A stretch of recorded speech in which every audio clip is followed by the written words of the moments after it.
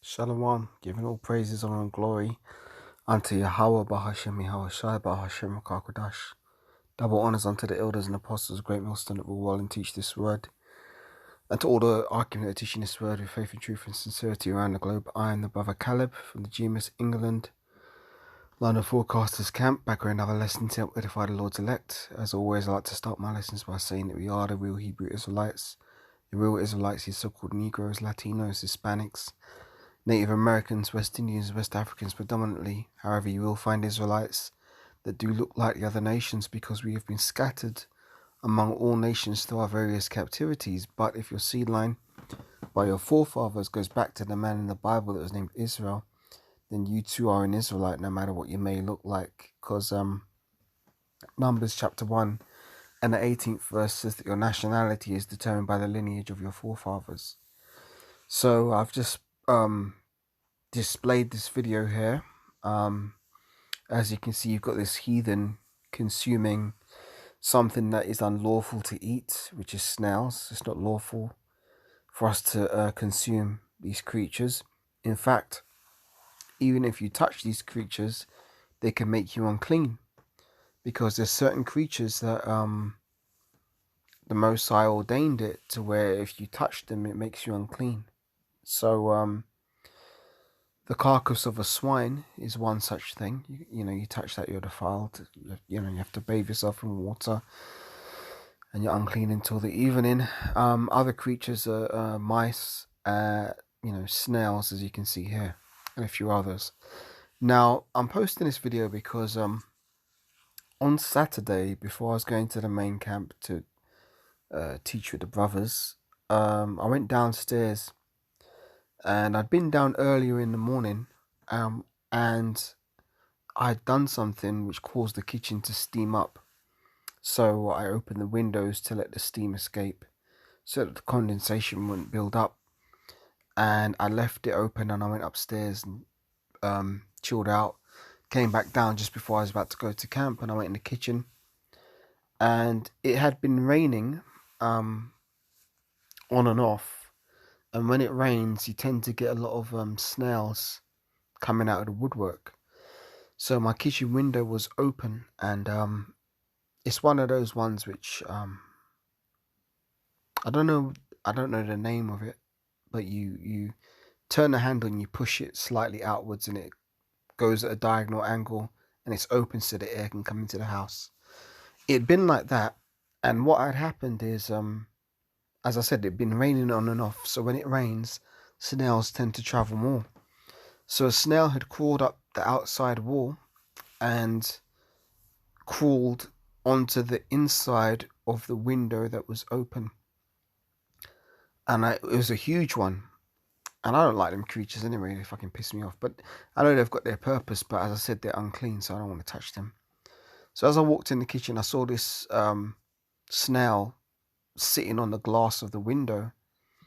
And the window was at an angle, so I thought, fuck this, man. I can't have this creature crawling around in my house, man. And I can't touch it because they're unclean. So what I did is I got some salt on a teaspoon, and basically, because the window is opened at a diagonal angle, if the snail fell straight down, it would fall outside into the garden. So as I said, I got some salt on a teaspoon, and I just flicked it at it. And when salt makes contacts with slugs and snails, it dehydrates them, and they shrivel up and die very quickly. So that's how I disposed of it. But ever since then, I was thinking about that encounter, because again, it goes back to the law in the Bible, that if you so much as touch these creatures, you're made unclean. Now, obviously, you've got a lot of people around the world who consume snails, which is off according to the scriptures. You know, a lot of the French do that, and obviously a lot of the heathens do that, and you've got one such heathen right here doing that. And I don't know why people put these kind of videos on YouTube where, you know, you see them fucking stuffing their faces like pigs, and all you can hear is the slapping of their mouth and, you know, their tongue and all this kind of shit. I mean, was the internet made for this? Obviously not. The internet was made to spread the word of Yahweh Shai and the gospel. But you know, the madness that people upload to this, it's crazy. But let me get some precepts on what I'm saying. Bear me a second.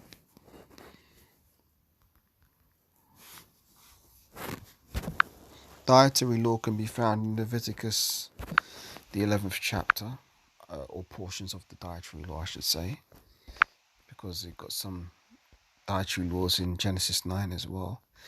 Leviticus, where am I? Here.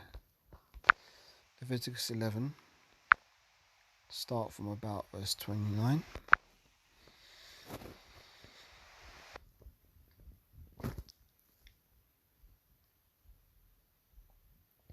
Well, let's read this. Start from 26. The carcasses of every beast which divideth the hoof and is not cloven-footed, nor cheweth the cud, are unclean to you. Everyone that toucheth them shall be unclean. So, you know, touching the dead bodies of certain animals makes you unclean. And whatsoever goeth upon his paws among all manner of beasts that go on all four, those are unclean to you. Whosoever toucheth their carcass shall be unclean until the even. And he that beareth the carcass of them shall wash his clothes and be unclean until the even that they are unclean unto you. These also, here's the point, these also shall be unclean unto you among the creeping things that creep upon the earth, the weasel and the mouse and the tortoise after his kind, and the ferret and the chameleon and the lizard and the snail and the mole. See, I said that, the snail. So that's in Leviticus 11 and 30. These are unclean unto you among all that creep. Whosoever doth touch them, when they be dead, shall be unclean until the even. And upon whatsoever any of them, when they are dead, doth fall. See, look at that. In my encounter, you know, I didn't want it to fall inside. You know, I wanted it to fall outside into the garden. And upon whatsoever any of them, when they are dead, doth fall, it shall be unclean, whether it be any vessel of wood, or raiment, or skin, or sack, or whatsoever vessel it be, wherein any work is done, it must be put into water, and it shall be unclean until the even. So it shall be cleansed. Forgive me. So it shall be cleansed. And every earthen vessel whereunto any of them falleth, whatsoever it is in it shall be unclean, and ye shall break it. See, so let's say that snail had dropped into a coffee mug, instead of falling into the garden when it died. I'd have to smash that coffee mug. It can't be used anymore. It's been made unclean because that creature's dead body has defiled the vessel. See, the Most High is very particular in the way he ordains things to these laws. Yeah, that's the point on that. Yeah, that's the point on that. So yeah, just a little spiritual quick hit, little brief, you know, anecdotal, you know, small testimony of just a little encounter I had, and how we should always meditate upon the law of the Lord, because it's through thy precepts I get understanding, as the scriptures say. And in every action, you know, lean not unto our own understanding, but always try and ask yourself, what would the Most High say? What does the Word say about this? What does the Word of the Lord say about this? And how should I conduct myself in these matters? You see, it's not just the big things; it's the little things in everyday life where you need to be applying precepts 100% constantly. You know, you got to be applying precepts all the time, and that's where wisdom starts to come in. So with that, giving all praises and all glory unto Yahweh, Bahashem Yahweh Shai, Bahashem Rakakadash, double honors unto the elders and apostles of Great Millstone that will well. Shalom to all Yakim teaching this word with faith and truth and sincerity. I'll catch you on the next one, Lord willing. Shalom for now. Welcome, Shalom.